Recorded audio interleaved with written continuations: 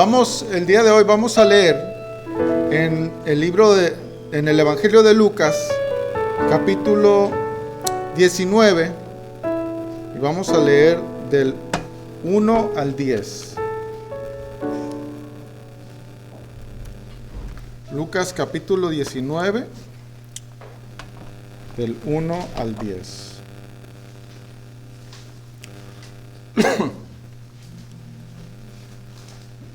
Que dice así, habiendo entrado Jesús en Jericó, iba pasando por la ciudad, y sucedió que un varón llamado Zaqueo, que era jefe de los publicanos y rico, procuraba ver quién era Jesús, pero no podía a causa de la multitud, pues era pequeño de estatura. Y corriendo delante, subió a un árbol sicómoro para verle, porque había de pasar por allí. Cuando Jesús llegó a aquel lugar, mirando hacia arriba, le vio y le dijo: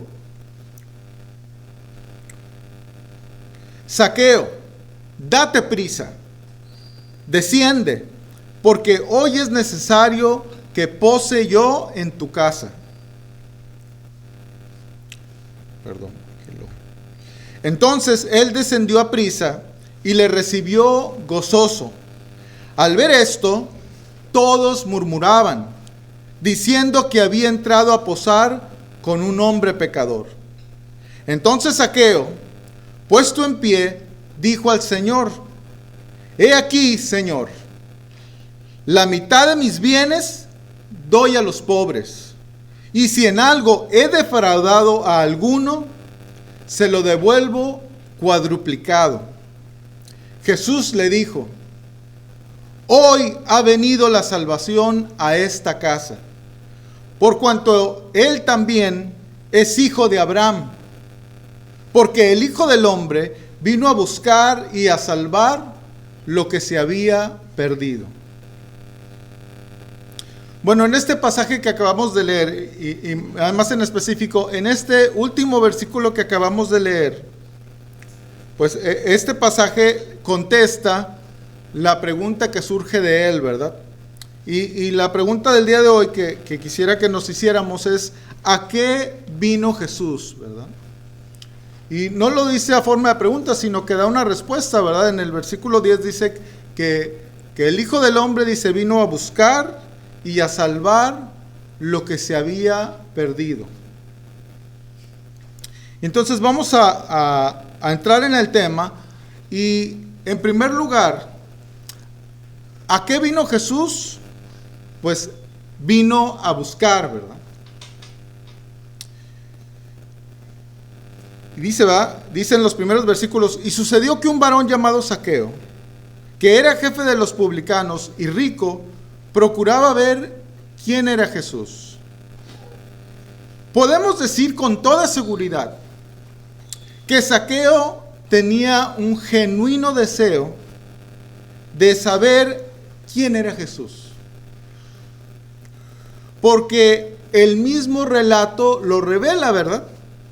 Al usar la palabra procurar. Pero como él era pequeño de estatura y no pudo ver entre la muchedumbre, ¿verdad? Iba pasando, iba gente alrededor de él y pues no podía ver, estaban los demás demasiado altos, ¿verdad? Y entonces este hombre entonces corre hacia adelante para subirse a un árbol sicómoro, ¿verdad? Para poder verlo, y entonces, porque dice que sabía que Jesús tenía que pasar por ahí. Y entonces, teniendo esto en cuenta, podemos también decir que Zaqueo demostró humildad. Pues, ¿verdad? Tuvo que tragarse el orgullo de tener que subirse a un árbol, ¿verdad? Delante de todos para ver a Jesús. Y si no ponemos mucha atención, podemos llegar a pensar que Zaqueo buscó a Jesús primero. Pero la Escritura nos revela que Zaqueo ciertamente quería ver a Jesús, ¿verdad? Quería saber quién era Jesús. no lo conocía. De seguro tenía una gran curiosidad, ¿verdad? Había escuchado algo de él, era obvio. Pero un poco más adelante, leemos que cuando Jesús llegó al lugar donde se encontraba Zaqueo, lo vio, dice, y lo llamó por su nombre. Y le dijo, ¿verdad? Zaqueo. Bueno, la Biblia nos revela que todos los seres humanos somos creación de Dios. Y que Dios sabe todo acerca de nosotros. Absolutamente todo. De hecho, en el Salmo 139, el salmista, creo en el versículo 13 o 14, dice, porque tú formaste mis entrañas. Tú me hiciste en el vientre de mi madre. No fue encubierto de ti mi cuerpo. Bien que en oculto fui formado, entretejido en lo más profundo de la tierra. Y en el 16 dice, mi embrión vieron tus ojos. O sea, Dios lo sabe todo, de cada uno de nosotros que estamos aquí y de aquellos que nos están escuchando, ¿verdad? A través del internet. Bueno, regresando a la historia de Zaqueo, en el mismo versículo 5, Jesús continúa hablando, ¿verdad? Después de mencionar su nombre. Le dice, Zaqueo, date prisa, desciende, porque hoy es necesario que pose yo en tu casa. Y esta frase de Jesús que dice aquí, dice, es necesario que pose yo en tu casa, tal vez a simple vista no nos diga mucho, ¿verdad? Tal vez no le encontramos mucha relación con este primer punto, de que vino a buscar.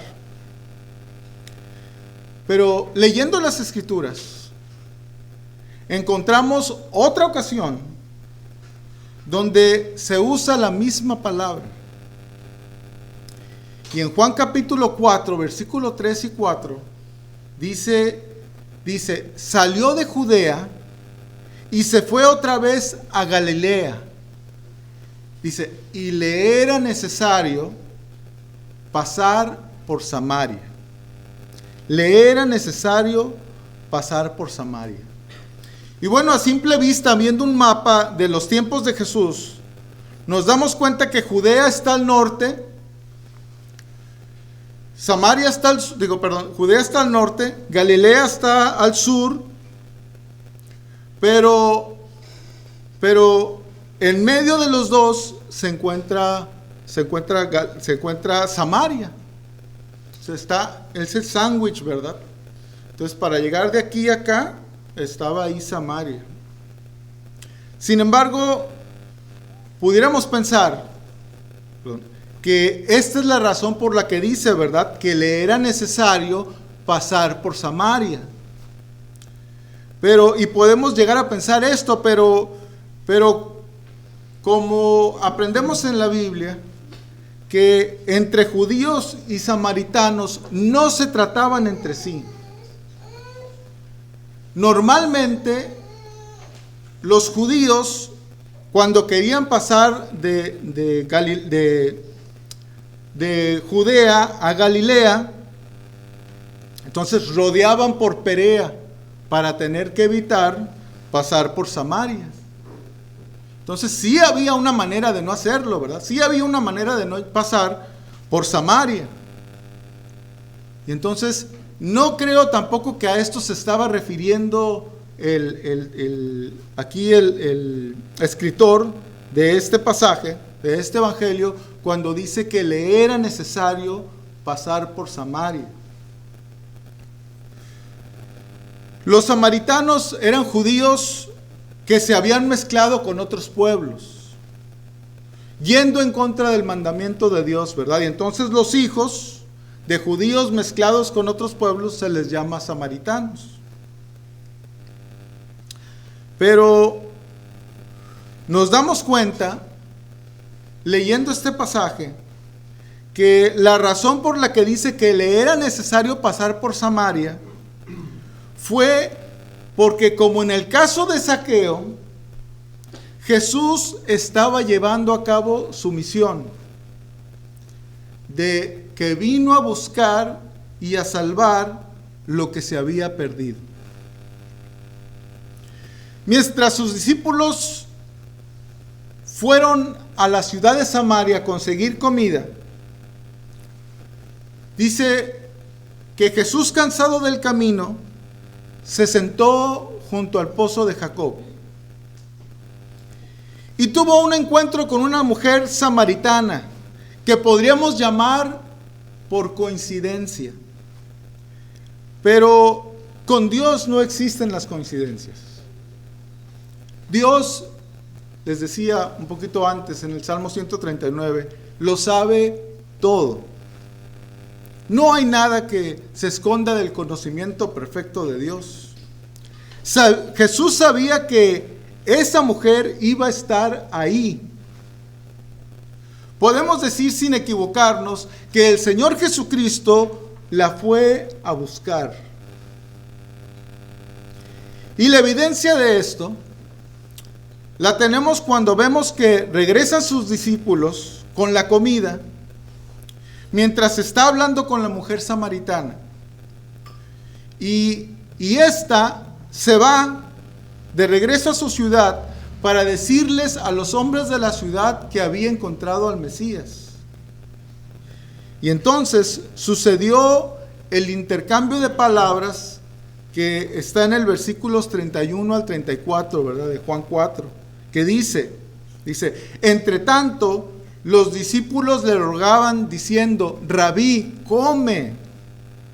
Él les dijo, yo tengo una comida que comer que vosotros no sabéis. Entonces los discípulos decían unos a otros, ¿le habrá traído alguien de comer? Jesús les dijo, mi comida es que haga la voluntad del que me envió y acabe su obra. O sea, él estaba diciendo, ¿verdad? Tal vez en otras palabras, pero estaba diciendo lo mismo que cuando tuvo el encuentro con Zaqueo. Cuando dice, me es necesario, nos damos cuenta que no es un simple capricho de Jesús, ¿verdad? Vamos a pasar por ahí porque quiero cortar camino, porque voy con prisa, ¿verdad?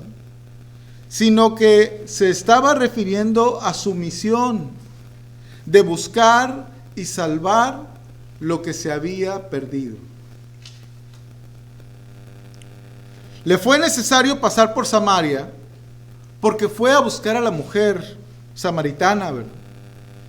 Y le fue necesario posar en casa de Zaqueo porque fue a buscar y a salvar a Zaqueo, que también se encontraba perdido. Cuando el Señor Jesucristo, en el versículo 10 de Lucas capítulo 19, dice, ¿verdad?, que el Hijo del Hombre vino a buscar y a salvar lo que se había perdido, nos damos cuenta que esta frase, que vino a buscar, tiene un significado más profundo de lo que a veces nos podemos imaginar, ¿verdad? El apóstol Juan nos revela, hablando acerca de Jesús, que Jesús, siendo Dios, Jesucristo siendo Dios, se humanó, tomando un cuerpo humano. O sea, vino a este mundo con el propósito de buscar y salvar lo que se había perdido. Y esto lo dice en Juan capítulo 1, versículos 1 al 14, ¿verdad? Que los voy a invitar a que lo lean conmigo. Dice, en el principio era el Verbo, y el Verbo, dice, era con Dios, y el Verbo era Dios. Este era en el principio con Dios. Todas las cosas por Él fueron hechas, y sin Él, nada de lo que ha sido hecho fue hecho. En Él estaba la vida, y la vida era la luz de los hombres. La luz en las tinieblas resplandece, y las tinieblas no prevalecieron contra ella. Hubo un hombre enviado de Dios, el cual se llamaba Juan. Este vino por testimonio, para que diese testimonio de la luz, a fin de que todos creyesen por él. No era él la luz, sino para que diese testimonio de la luz. Aquella luz verdadera, que alumbra a todo hombre, venía a este mundo. En el mundo estaba, y el mundo por él fue hecho, pero el mundo no le conoció. A lo suyo vino, y los suyos no le recibieron. Mas a todos los que le recibieron, a los que creen en su nombre, les dio potestad de ser hechos hijos de Dios, los cuales no son engendrados de sangre, ni de voluntad de carne, ni de voluntad de varón, sino de Dios. Dice, y aquel verbo fue hecho carne, y habitó entre nosotros, y vimos su gloria, gloria como del unigénito del Padre, lleno de gracia y de verdad. Vemos que el verbo se hizo carne para venir a buscarnos. En segundo lugar, ¿a qué vino Jesús? Bueno, vino a buscar lo que se había perdido. Hay un relato en los evangelios que Jesús contó que perfectamente explica lo que es que vino a buscar lo que se había perdido. Explica muy bien las palabras y la actitud del Señor Jesucristo. Y esta explicación que veremos que Jesús da surge porque, como dice en Lucas capítulo 15, versículos 1 y 2, las personas religiosas del tiempo de Jesús criticaban a Jesús porque recibía y comía con publicanos y pecadores. Dice los versículos 1 y 2 de Lucas 15, dice, se acercaban a Jesús todos los publicanos y pecadores para oírle. Y los fariseos y los escribas murmuraban diciendo, a los pecadores recibe y con ellos come. O sea, era una crítica para el Señor Jesucristo. Por eso les dio o les contestó de la manera que vamos a leer, ¿verdad? Un poquito más adelante. Bueno, antes de entrar en la explicación de Jesús, ¿verdad? Es un buen momento también ahorita para darnos cuenta de la reputación que tenían las personas con el oficio de saqueo.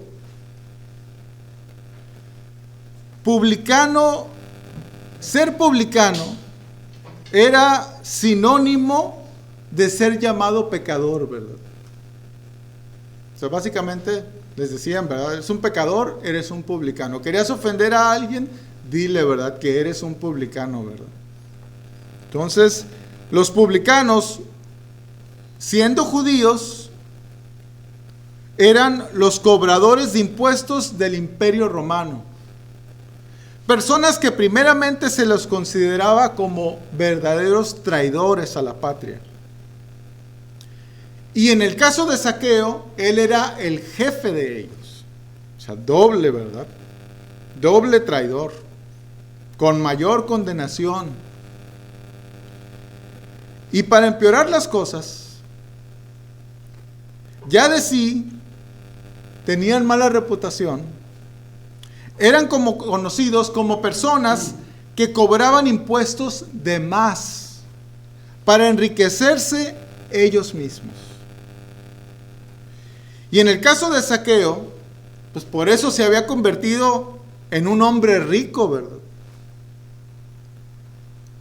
Esto era una práctica común entre publicanos, como lo podemos leer en el mismo Evangelio de Lucas, en el capítulo 3, donde se encuentra Juan el Bautista predicando el bautismo del arrepentimiento para perdón de los pecados. Dice aquí que unos publicanos se le acercaron y en el versículo 12 dice, y le preguntaron,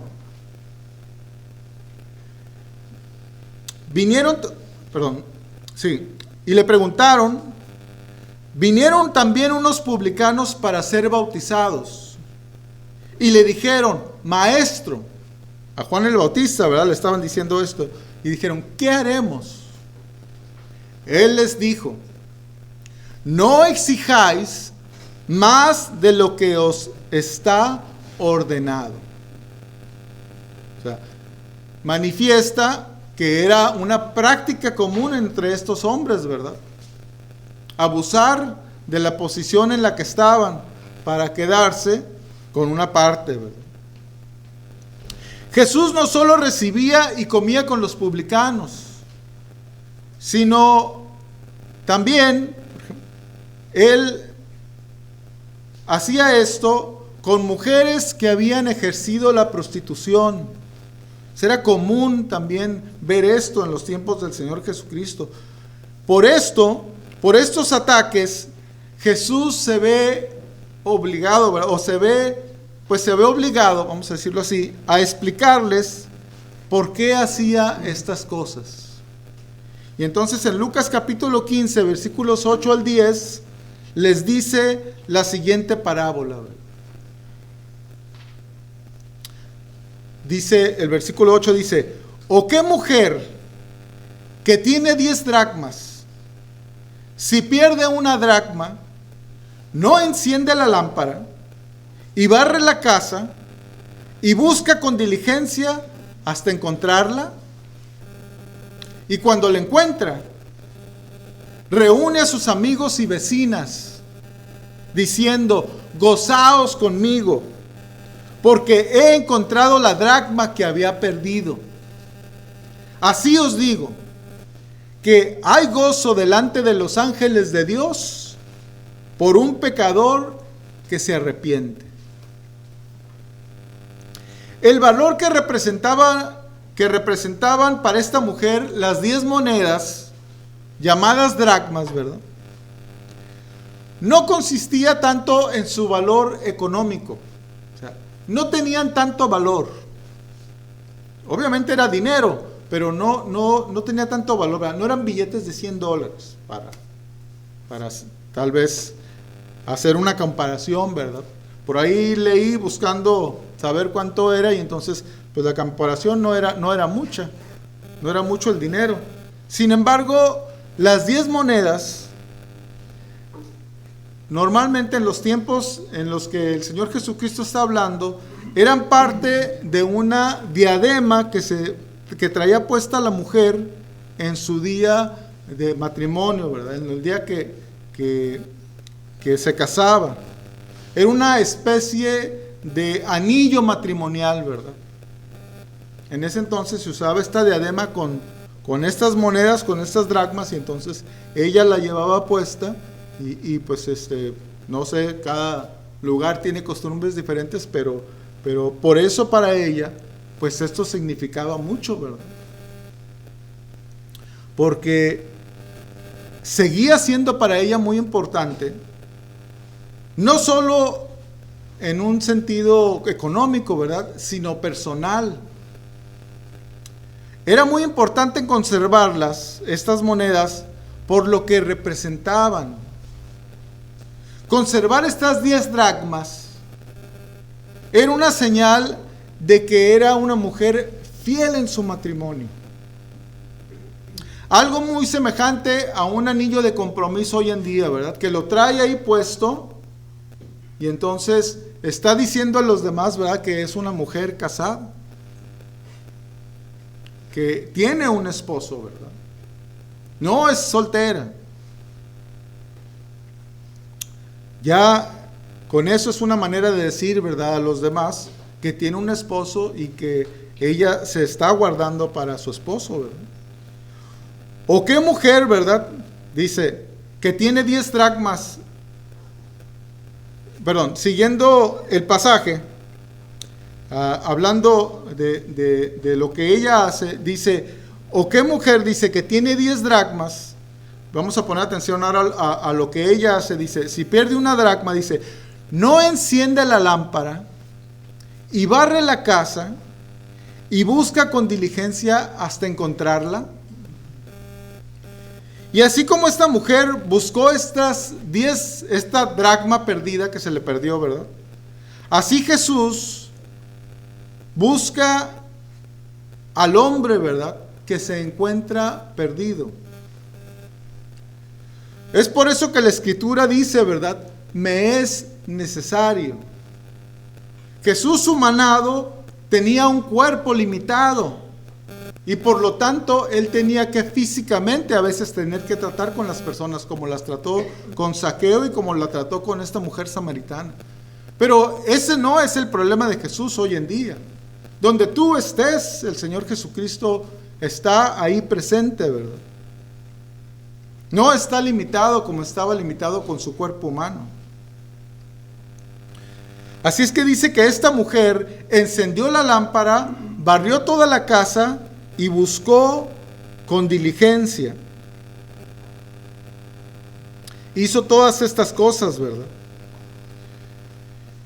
Y hablando del Señor Jesucristo, pues leemos en Filipenses capítulo 2, versículos 6 y 7. Leemos que siendo en forma de Dios, no estimó el ser igual a Dios, dice, como cosa a que aferrarse, sino que se despojó a sí mismo, tomando forma de siervo, hecho semejante a los hombres. ¿Verdad? Y esto de que fue hecho semejante a los hombres, pues fue que tomó un cuerpo humano. Pero a diferencia de nosotros, ¿verdad?,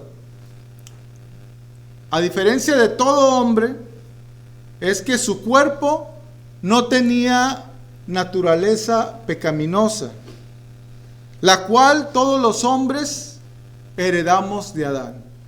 Porque la Escritura nos lo enseña esto, ¿verdad? Pablo, enseñando en Romanos capítulo 5, versículo 12, nos dice una verdad que la podemos constatar en la vida de todas las personas. Dice, por tanto, como el pecado entró en el mundo por un hombre, y por el pecado la muerte, así la muerte pasó a todos los hombres, por cuanto todos pecaron. Bueno, en este versículo Pablo revela que dice que el pecado entró en el mundo por un hombre, por Adán, ¿verdad? Y el pecado trajo como consecuencia la muerte. Y dice, y así pasó la muerte a todos los hombres. O sea, la consecuencia del pecado pasó a todos los hombres. ¿Por qué? Pues porque a todos los hombres le pasó a Adán su naturaleza pecaminosa. Y esto, ¿verdad?, de que la muerte pasó por todos los hombres, significa, ¿verdad?, que a través de Adán, todos los humanos heredamos una naturaleza caída, pecaminosa. Y desde muy pequeños, ¿verdad?, vemos a los niños aprender a manifestar su naturaleza pecaminosa, ¿verdad? Su rebeldía, las mentiras, ¿verdad?, la ira, la maldad. Todo esto desde pequeños a los niños se les puede ver estas cosas. Pero en el caso de Jesús, esto no fue así.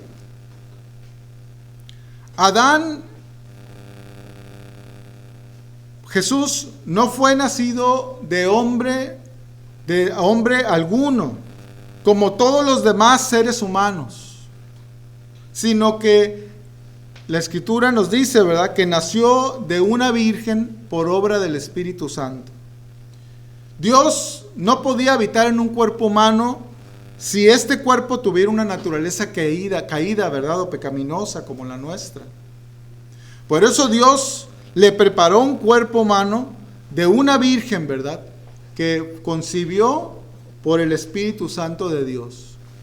Por eso leemos, ¿verdad?, en el mismo libro de Lucas, de muchos de los pasajes que hemos estado viendo, están aquí en el Evangelio de Lucas, en los versículos 26 al 35, se le hizo a María esta revelación.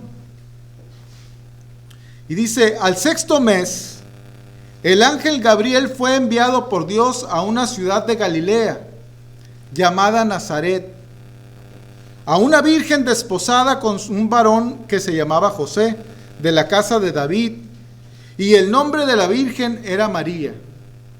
Y entrando el ángel en donde ella estaba, dijo: salve, muy favorecida, el Señor es contigo, bendita tú entre las mujeres. Mas ella, cuando le vio, se turbó con sus palabras y pensaba: ¿qué salutación sería esta?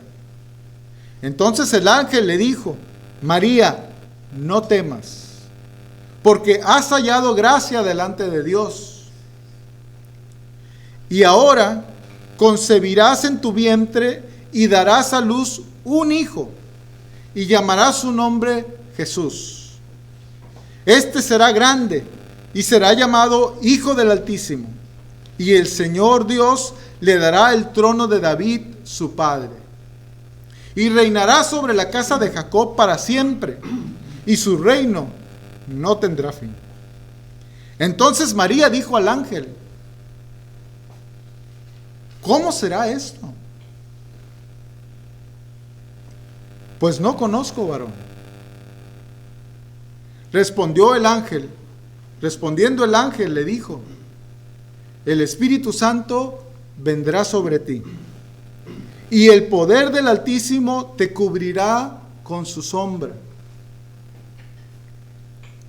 Por lo cual, también el santo ser que nacerá será llamado Hijo de Dios.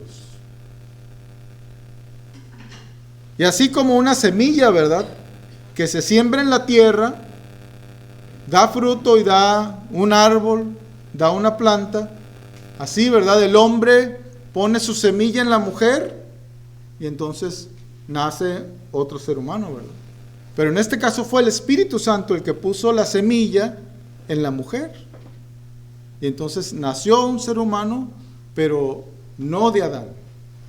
No con una naturaleza pecaminosa como todos nosotros, sino sin naturaleza pecaminosa, diferente a nosotros.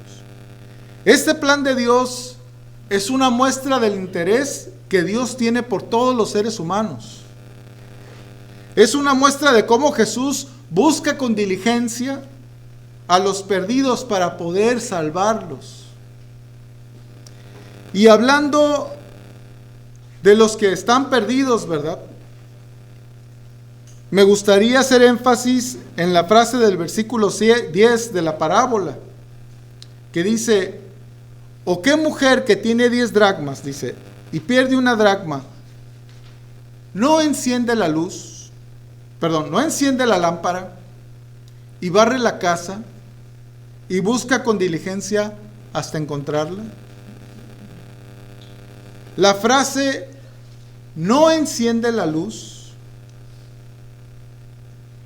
pues nos habla de cuando una persona, ¿verdad?, busca algo que se le pierde,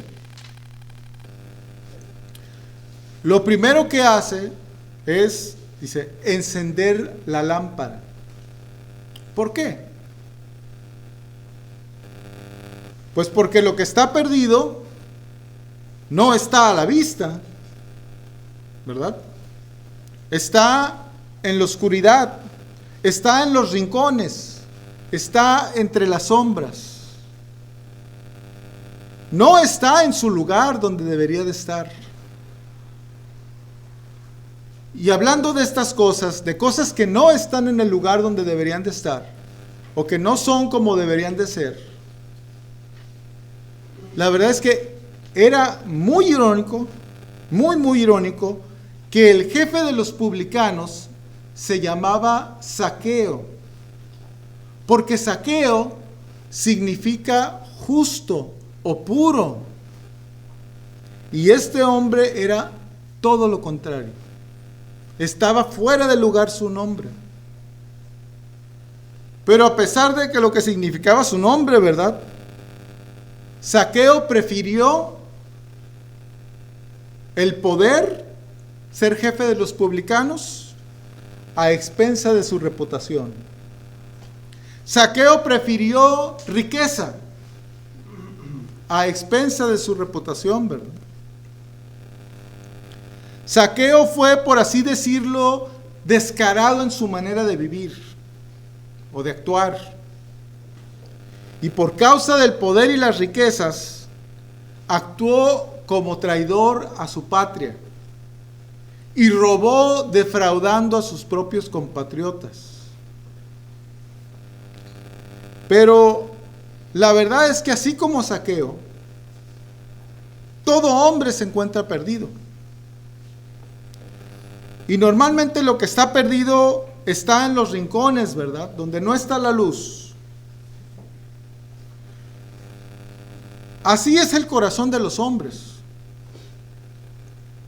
A veces los hombres, ¿verdad? Por fuera se ven limpiecitos, pero por dentro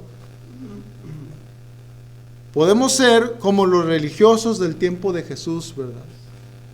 Y el Señor Jesucristo en Mateo capítulo 23, versículos 27 y 28, nos dice, o les dice a estos hombres, dice: ¡ay de vosotros, escribas y fariseos hipócritas!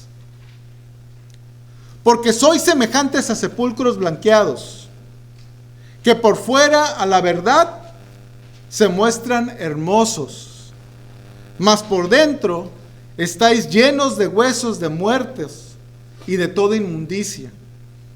Así también vosotros por fuera a la verdad os mostráis justos a los hombres, pero por dentro estáis llenos de hipocresía e iniquidad. Todo hombre está perdido. Algunos es fácil identificarlos por la clase de vida que tienes. Otros aparentan lo que no son. Pero Dios, que conoce todo corazón, sabe, ¿verdad?, que todo hombre es pecador. Bueno, en tercer y último lugar, ¿a qué vino Jesús? Bueno, vino a buscar lo que se había perdido para salvar. Podemos decir que solo existen dos tipos de personas en el momento de la muerte. Cuando mueres, no mueres rico o pobre, sino perdido o salvo. No mueres educado o analfabeta, sino perdido o salvo. Chaparro o alto, sino perdido o salvo. Mujer o hombre, sino perdido o salvo. Joven o viejo, sino perdido o salvo. Hoy en día invitamos a las personas a ser salvas, haciendo una oración de fe, recibiendo a Cristo como su Salvador, como su Señor y Salvador, ¿verdad?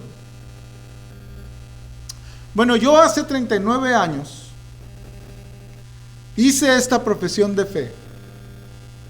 Hice a Cristo el Señor y Salvador de mi vida. Y la profesión de fe es un acto externo, ¿verdad? es un acto externo que debe de reflejar un acto interno. Dice Pablo en 2 de Corintios capítulo 5 versículo 17, dice, de modo que si alguno está en Cristo, nos dice el acto interno que sucede en una persona. Nueva criatura es. Las cosas viejas, dice, pasaron. He aquí todas son hechas nuevas. Esto es es un acto interno porque es un acto espiritual. Cuando una persona hace una profesión de fe, solo Dios sabe si su decisión fue genuina. Solo Dios sabe si realmente es una nueva criatura espiritual. De hecho, el mismo Señor Jesucristo hace una advertencia contra todos aquellos que lo llaman Señor. Profesan estar en Cristo, profesan haberle recibido, pero Él los niega. Fíjense en Mateo capítulo 7, versículos 21 al 23, dice el Señor Jesucristo, dice, no todo el que me dice, Señor, Señor, entrará en el reino de los cielos, sino el que hace la voluntad de mi Padre que está en los cielos. Muchos me dirán en aquel día, Señor, Señor, ¿no profetizamos en tu nombre y en tu nombre echamos fuera demonios? ¿Y en tu nombre hicimos muchos milagros? Entonces les declararé, nunca os conocí. Apartaos de mí, hacedores de maldad. Aunque esta nueva creación en toda aquella persona que está en Cristo es espiritual, no deja de ser real. Y por tal motivo, tarde o temprano se revelará, se hará manifiesta.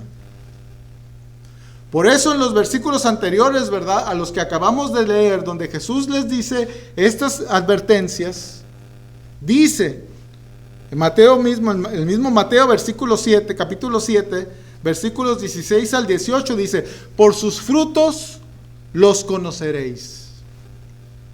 ¿Acaso se recogen uvas de los espinos? ¿O higos de los abrojos? Así, todo buen árbol da buenos frutos, pero el árbol malo da frutos malos. No puede el buen árbol dar malos frutos, ni el árbol malo dar frutos buenos. Por sus frutos los conoceréis. Toda persona que esté en Cristo ha sido transformada. Y esta experiencia es un parteaguas en su vida. Existe un antes y existe un después. Debe de existir muy claramente, ¿verdad?, en la vida de toda persona que ha sido transformada. Un antes y un después.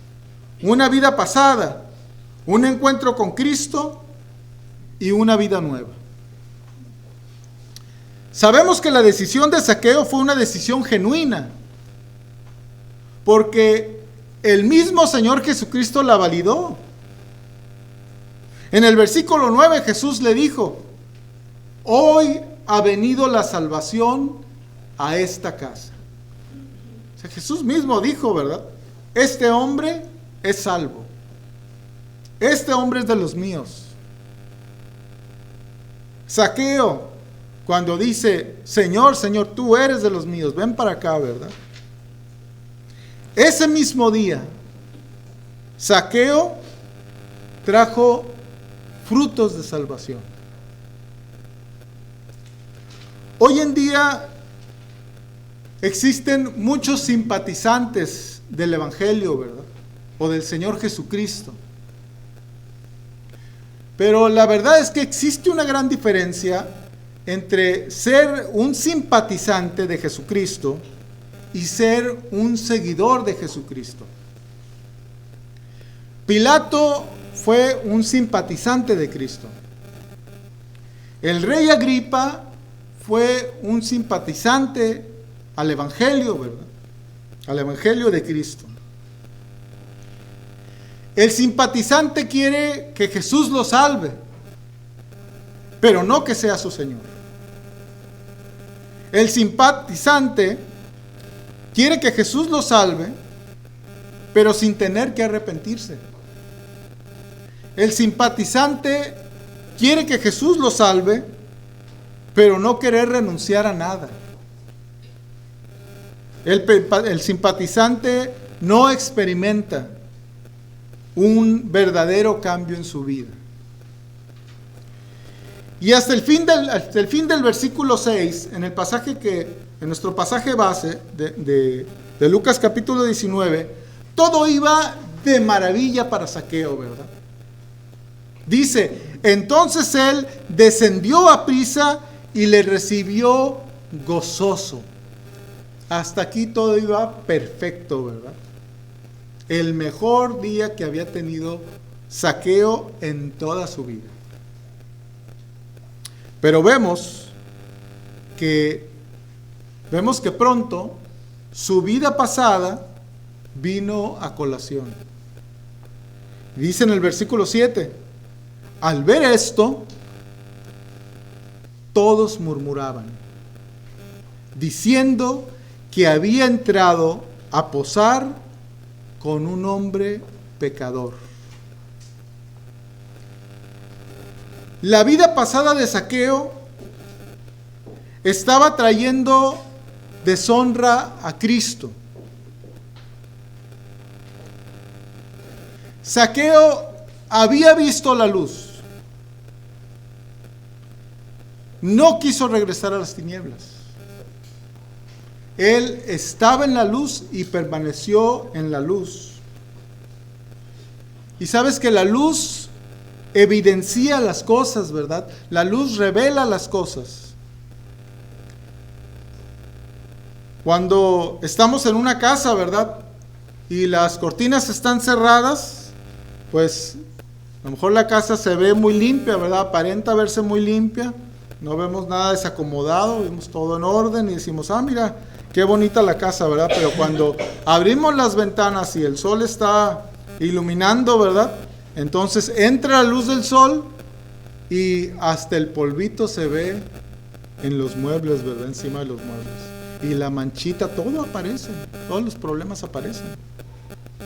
Así le estaba sucediendo en ese momento a Zaqueo, ¿verdad? Pero este hombre enfrentó su vida pasada en ese mismo momento. Este hombre había preferido las riquezas que su propia reputación. Este hombre habría preferido el poder que su propia reputación. Pero fíjense que aquí, al que le estaban echando, no era a Zaqueo, era al Señor Jesucristo. Y Zaqueo prefirió defender la reputación de Cristo, haciendo justicia a expensas de su riqueza. Hubo un cambio en Zaqueo. Se manifestó, ¿verdad?, la justicia de Dios en él.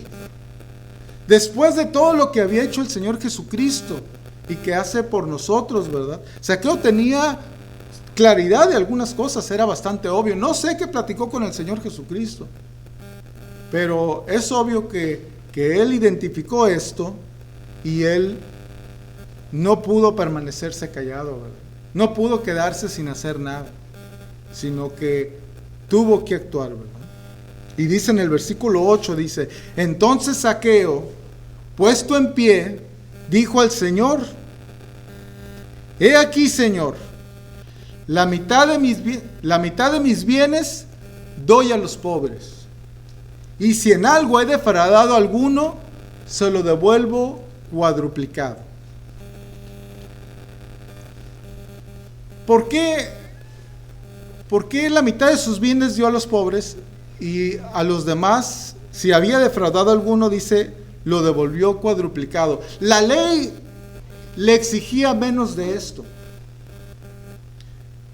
Pero fíjense que Zaqueo sabía que no podía restituir a todos aquellos que había defraudado. Para llegar a ser jefe de los publicanos, ¿verdad? Probablemente pasó mucho tiempo siendo él un publicano. Puede ser que algunos de sus clientes, ¿verdad?, que extorsionó, ya habían muerto. Puede ser que algunos estaban de paso y ya no los volvió a ver nunca más. Puede ser que, o más bien, no hubiera podido resarcir, ¿verdad?, el daño por mucho que fuera, por mucho que fue y con la frecuencia que fue, ¿verdad? Por eso la declaración del versículo 8, ¿verdad? Dice, la mitad de mis bienes doy a los pobres. Hizo lo que consideró justo, ¿verdad? Pero no cumplió completamente con la justicia. Ningún hombre puede.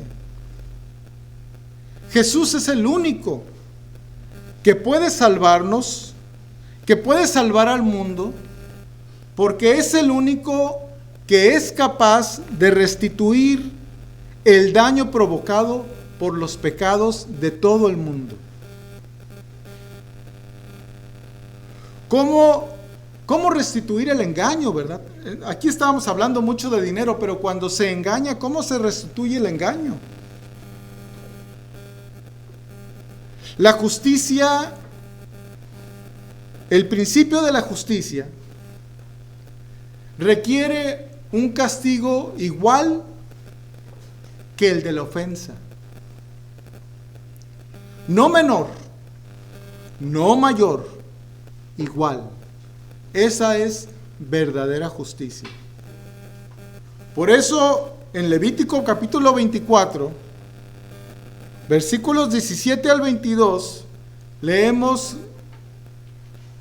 las siguientes cosas, ¿verdad? Dice, asimismo, el hombre que hiere de muerte a cualquier persona que sufra la misma muerte. Perdón, que sufra la muerte. El que hiere a algún animal ha de restituirlo, animal por animal. El que causare lesión en su prójimo, según hizo, así le sea hecho. Rotura por rotura, ojo por ojo, diente por diente. Según la lesión que haya hecho a otro, tal se hará a él. El que hiere a algún animal ha de restituirlo, mas el que hiere de muerte a un hombre, que muera. Un mismo estatuto tendréis para el extranjero, como para el natural, porque yo soy Jehová vuestro Dios. Y Jesucristo en la cruz del Calvario satisfizo la justicia de Dios. Jesús en la cruz del Calvario sufrió el castigo que merece toda la humanidad. Dio su vida por nosotros. Padeció por nosotros. Satisfizo la justicia santa de Dios. Por eso, Él es el Salvador del mundo. Dios en la cruz trató a Jesucristo como merecemos tú y yo ser tratados.